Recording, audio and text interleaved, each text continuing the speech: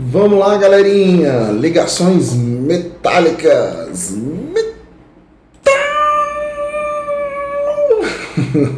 Sacanagem, pô. Vamos lá. As ligações metálicas, elas têm um nível de complexidade grande para a gente poder expressá-las ali no nível intermediário, mas não, para vocês é para a gente poder fazer a bichinha, para vocês entenderem mais ou menos como é que funciona as ligas metálicas aí, né? Os metais, quando a gente mistura os metais.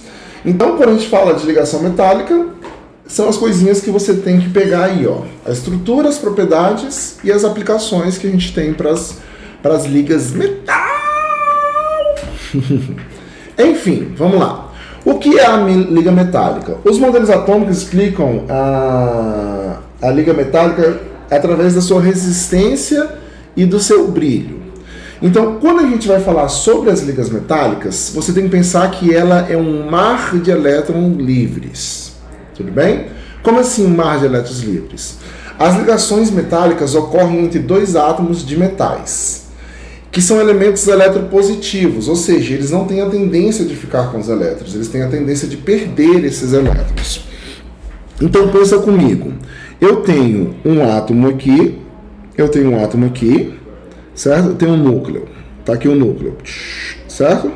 E aí tem a eletrosfera. Ele formaria o que for como se fosse uma ligação covalente, um compartilhamento de elétrons. Só que tem um detalhe, esses elétrons não ficam presos dentro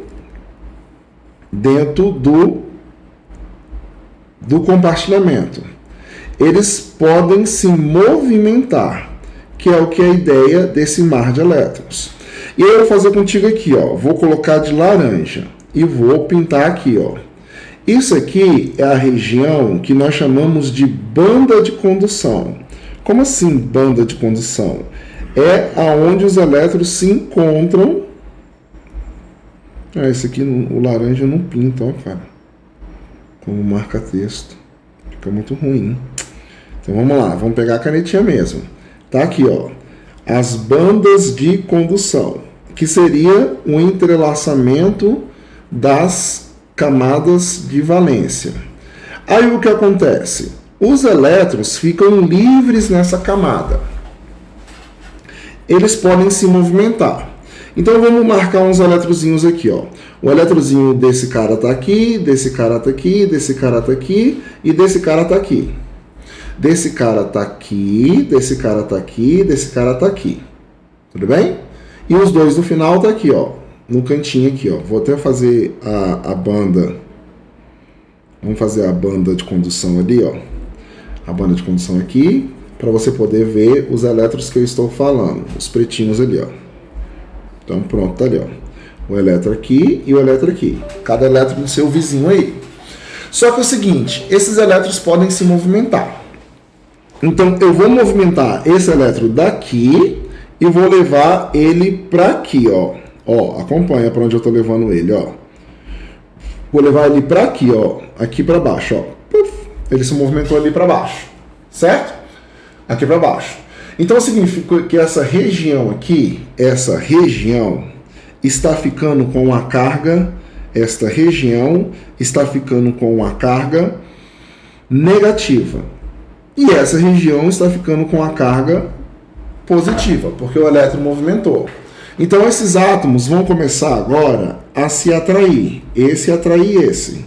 Só que quando eles começam a se atrair, tá vendo esse eletrozinho que eu vou riscar aqui agora? Você não vai ver não, mas eu vou riscar, ó. Risquei, tá vendo?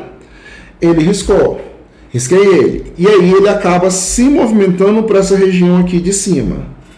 E aí o positivo que estava em cima começa a passar para onde? O positivo que está em cima passa por debaixo. Aí essa atração começa a vir para cá. E aí vai atraindo os átomos e os elétrons vão se movimentando. Por isso que nós chamamos de mar de elétron. Ele vai gerando essas micro-regiões positivas e negativas e junta todos esses átomos no que nós chamamos de rede metálica. Beleza? E aí se unem os átomos, que que perdem elétrons na última camada e transformam-se em cátions fixos em um arranjo cristalino, que é essa rede metálica. Os elétrons perdidos não ficam escondidos em um átomo específico, eles ficam em movimento, igual eu mostrei aí para vocês na minha representação. E aí faz essa força de coesão eletrostática das cargas dos cátions livres com os ânions para onde eles foram e mantém a estabilidade da rede. Tudo bem? E aí, essa é a explicação para a rede metálica. Então tá aí, ó, bond metal, bandas de condução, onde os elétrons ficam livres para se movimentar dentro da região positiva e aí gerando essa força de coesão. Essa é as ligas metálicas, as bandas de condução. E aí, essas bandas de condução podem ser muito largas, ou essas bandas de condução podem ser estreitas. Caso a banda de condução seja muito larga, os elétrons ficam perdidos, ou seja, você conduz mal. Se as bandas de condução forem estreitas, aí você conduz bem. No entanto, quando as bandas de condução são estreitas, ele fica mais rígido, ele fica menos rígido, ele fica mais maleável, porque os átomos estão quase soltando um do outro. Quando as bandas estão muito entrelaçadas, aí fica muito rígido. Então esse aqui seria uma banda altamente entrelaçada e esse aqui seria uma banda poucamente entrelaçada. Então ele fica mais maleável. E isso aí vai dando as características dos metais. Mas aí a gente vai representar aqui, fazendo as representações dos compostos e como a gente escreve as ligas metálicas. Tudo bem? São diferentes formas de representação. Primeiro, eu posso representar os metais como elementos puros, né? Ao contrário das substâncias moleculares, os metais formam a sua própria substância simples, né? Então não preciso indicar com igual a água, H2O, indicar quantos átomos tem. Por quê? Porque é na rede daqueles átomos ali. Eu só preciso especificar qual estado físico esse metal se encontra. Se esse metal se encontra no estado sólido, líquido ou no estado gasoso. Então aí nós temos aí, ó, algumas representações, ó, a representação para a substância do ferro, a representação para a substância do ouro, a representação para a substância da prata, a representação para substância do cobre, né? Então, ele como substância pura, basta acrescentar o estado físico ali na frente. Já as ligas metálicas, elas estão correlacionadas na mistura que o metal é colocada, tudo bem? E formam sempre ligas homogêneas, sempre uma mistura homogênea. Você não consegue distinguir quais são os átomos que estão dentro daquela liga. Por exemplo, o ouro 18 quilates. O que significa o ouro 18 quilates? O ouro, ele atinge no máximo a quantidade de 24 partes. Então, 24 quilates. O que seria o ouro 18 quilates? O 18 quilates seriam 18 partes de ouro com 6 partes de outro metal. Por exemplo, 6 partes de prata. Pode ser 6 partes de prata? Pode. Aí você tem uma liga ali, correspondente ali a em torno de 25% de outros metais. Tudo bem? Então, isso é o ouro 18 quilates, né? As outras ligas já são misturas que não tem tanta medida assim, mas no ouro é assim. Ah, professor, então existe ouro 10 quilates? Existe 10 partes de ouro e 14 partes de outros metais. Só que vai estar muito mais próximo dos outros metais do que do ouro propriamente dito, tudo bem? E aí você pode perceber que a coloração do 18 quilates ela fica diferente. Por exemplo, ouro 18 quilates com prata, somente prata, fica aquele ouro amarelo, aquela aliança bem amarela, bem brilhante, bem característica mesmo que o pessoal mais usa.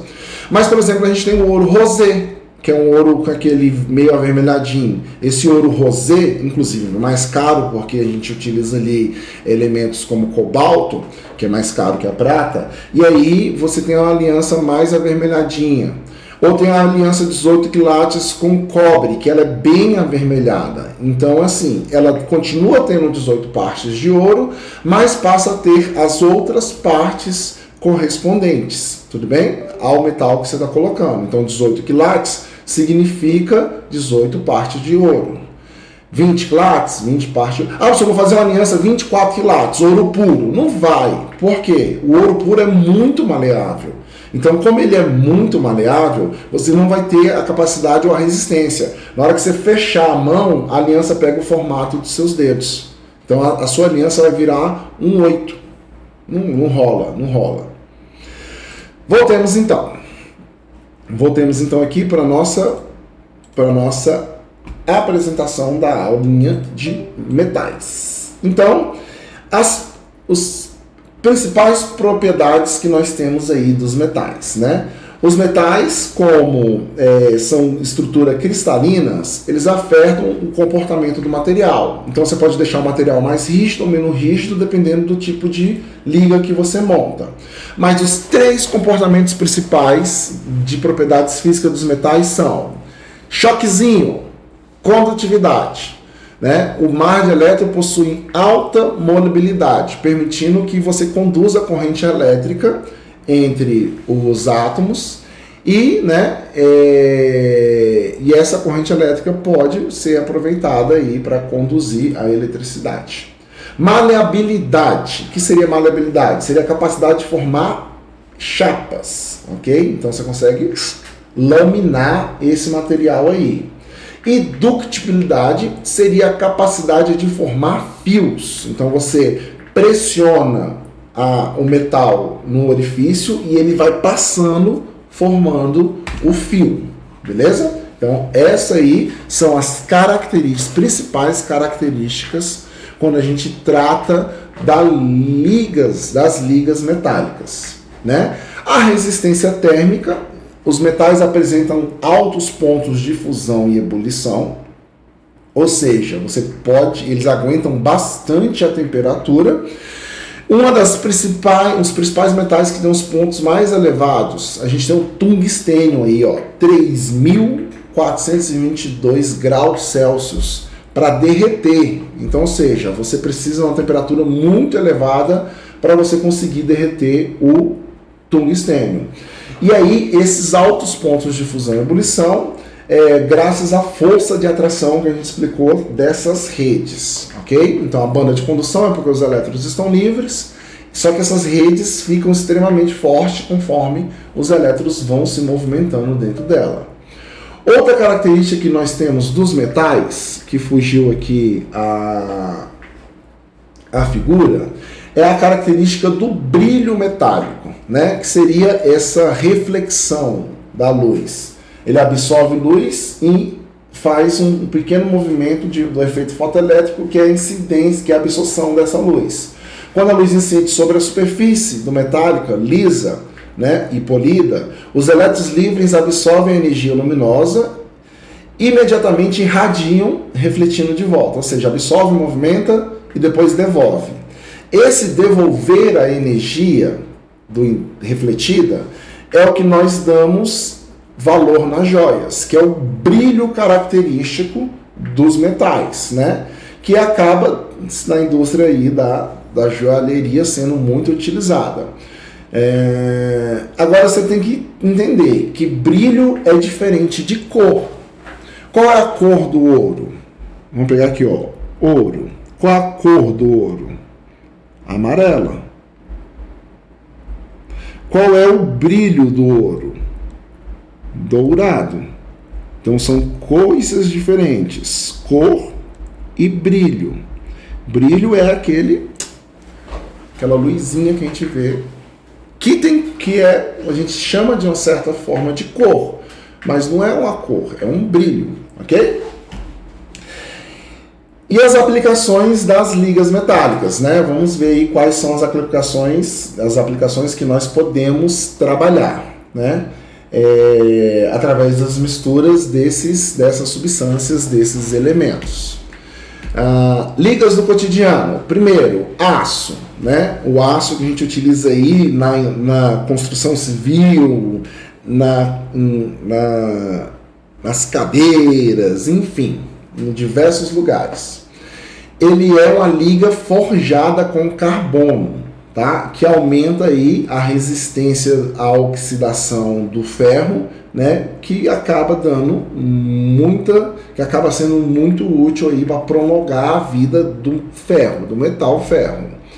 Outro que a gente utiliza é o bronze, né? Cobre mais estânio. São ligas antigas, é muito antiga, mas elas eram utilizadas aí porque elas tinham alta resistência à corrosão, né? Usada principalmente aí na fabricação de sinos, de estátuas e até de moedas, né? A gente acha que a moeda de 5 centavos da gente é uma liga de bronze. E o latão, que é o cobre mais o zinco, apresenta o brilho semelhante ao do ouro, alta maleabilidade e ductilidade e amplamente utilizado na indústria de música, de sopros, né? Torneiras e válvulas. Então, os instrumentos aí que a gente tem de sopro, né? Os trompones, trompete, que tem aquele brilho bem parecido com o do ouro, nós temos aí que é uma mistura do latão. Tudo bem? E para a gente poder caminhar e finalizar, vamos fazer alguns exercíciozinhos aí correlacionados. Primeiro, considerando as propriedades dos metais, julgue os itens a seguir como verdadeiro ou falso, né? Então, a seguir, explique o erro de cada item falso. Os metais são bons isolantes térmicos, verdadeiro ou falso? Falso, né? Por que falso? Porque os metais são bons condutores térmicos e eles conduzem a energia térmica pela vibração dos elétrons livres, beleza? Os metais são maleáveis devido à sua baixa temperatura de fusão. Falso de novo. Por quê? Porque os metais têm altos pontos de fusão e ebulição. Eles são maleáveis por conta das redes metálicas, que elas não são rígidas. Os metais são bastante usados em equipamentos sujeitos a grande pressão. Sim, existe os metais, né, que eles são rígidos, e essa rigidez é para aguentar a pressão mesmo. Então, metais são bastante usados em equipamentos sujeitos a grandes pressões. E metais permitem a passagem de corrente elétrica sem oferecer muita resistência. Ok, então temos 2 verdadeiros e 2 falsos nesta questão aí, certo? Passando para uma próxima questão, vamos lá. A prata estrelina é feita de 92,5% de prata, sendo o restante outros metais como o cobre. A escala de Montes, frequentemente usada para determinar o grau de dureza de uma substância, a prata estrelina é classificada com o grau 3 a 4 de dureza, enquanto a prata e o cobre são classificados com o grau 2,5 a 3 de dureza. Tudo bem? Então vamos colocar aqui, ó, o cobre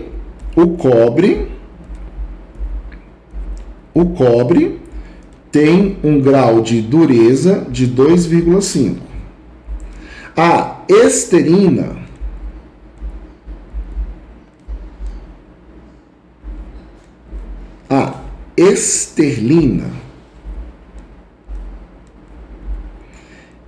vou colocar assim, ó, esterlina tem um grau de 3 a 4, então 3,5.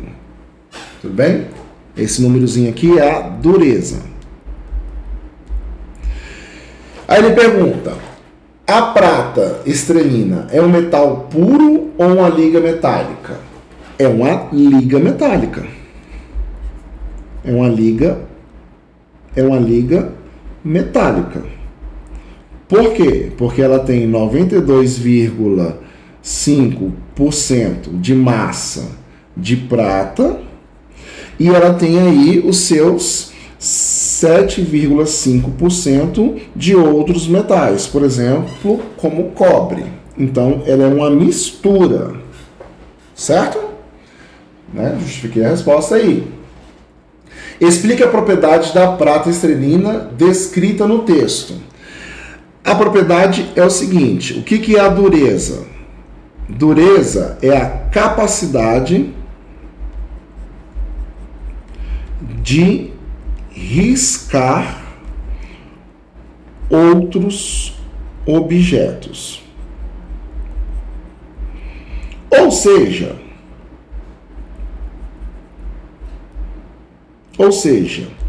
quebrar a estrutura superficial do outro material. Como é que eu vou te dar esse exemplo? Aqui, eu vou pegar uma plaquinha de esterina, beleza? Tá aqui, ó, a plaquinha de esterina. Tá aqui, ó, a minha plaquinha de esterina.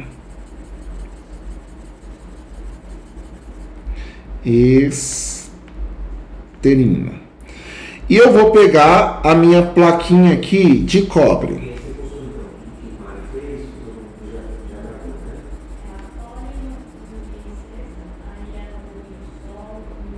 Aí eu vou pegar um pedaço de cobre e tentar riscar a esterina. Tudo bem? Ou seja, passar o cobre na esterina. O que vai acontecer? Nada. O cobre não consegue riscar a esterina. Tudo bem? Tudo bem? Eu vou pegar a esterina.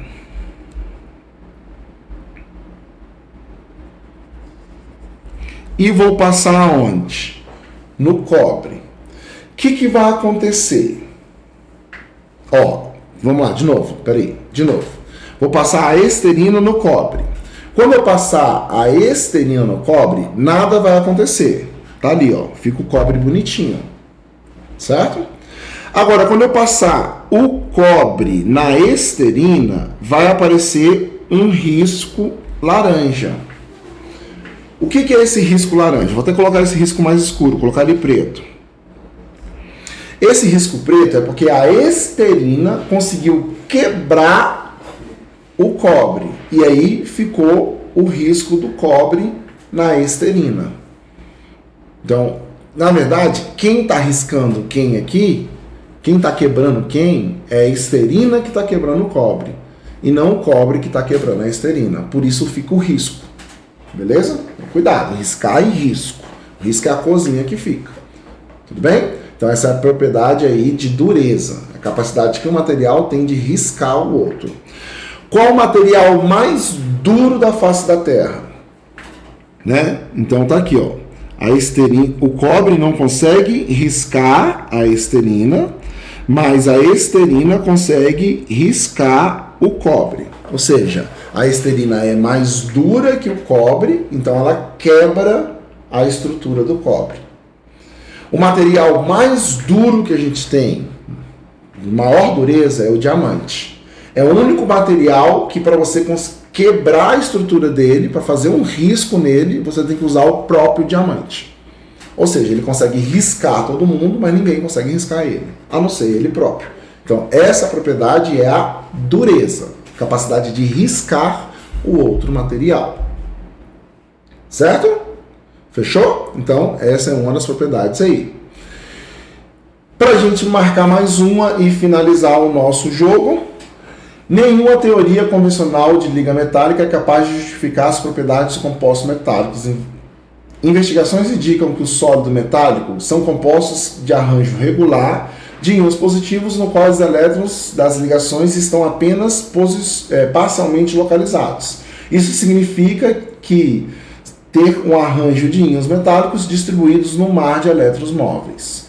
Com base nessas informações, é correto afirmar sobre esses materiais, geralmente, têm elevada condutividade elétrica e baixa condutividade térmica. Opa, qual parte ficou errada aí? Dizer que tem o quê? Baixa condutividade térmica. Tá errado, tem alta. São solúveis em água e possuem baixa condutividade térmica e elétrica. 3 erros. Beleza? O primeiro ali tá... Beleza, elevado. Tá? Condiz. Letra C. São insolúveis em água e possuem baixa condutividade elétrica. São sólidos. Ok. Agora, baixa condutividade elétrica, pixi.